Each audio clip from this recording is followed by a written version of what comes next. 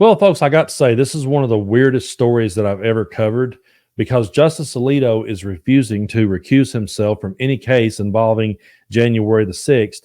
And the reason he's doing so is because people started saying that he should when they realized that he had an upside down flag hanging outside of his house. The upside down flag is a flag that has been adopted by the January 6th insurrectionists as a symbol of distress to them.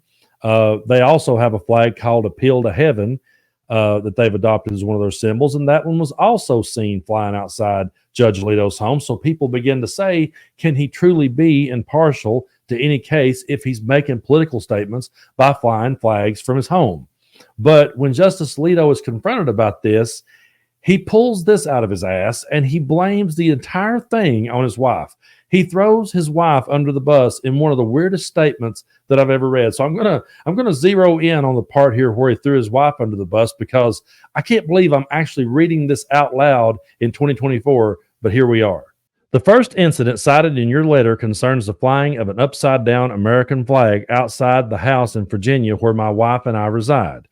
In considering whether this event requires recusal, an unbiased and reasonable person would take into account the following facts. As I have stated publicly, I had nothing whatsoever to do with the flying of that flag. I was not even aware of the upside down flag until it was called to my attention. As soon as I saw it, I asked my wife to take it down, but for several days she refused.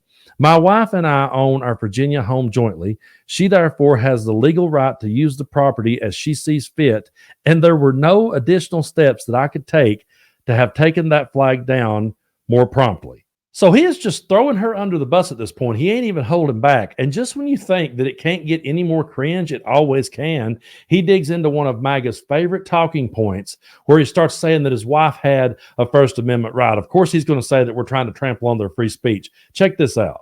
My wife is a private citizen, and she possesses the same First Amendment rights as every other American.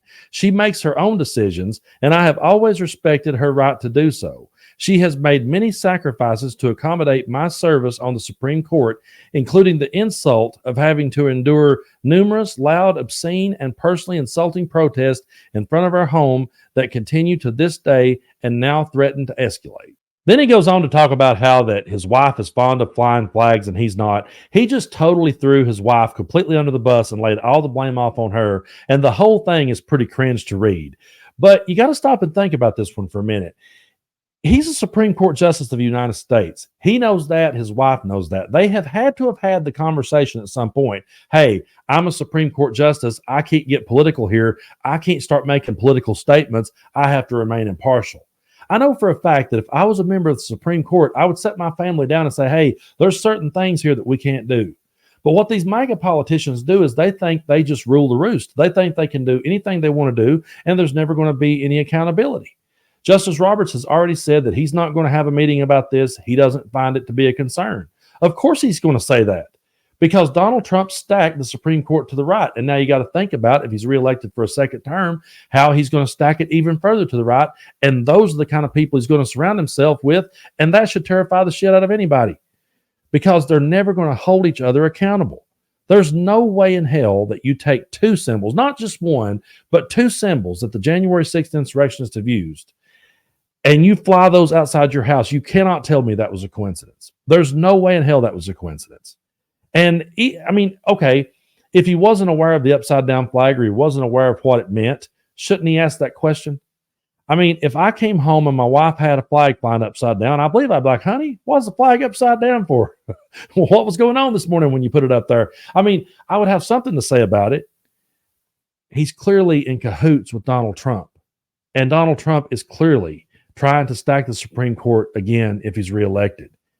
This is what MAGA does, though, folks. They want to dodge any and all accountability. They think they can go out to a theater and they can give somebody a hand job and they won't get caught on camera.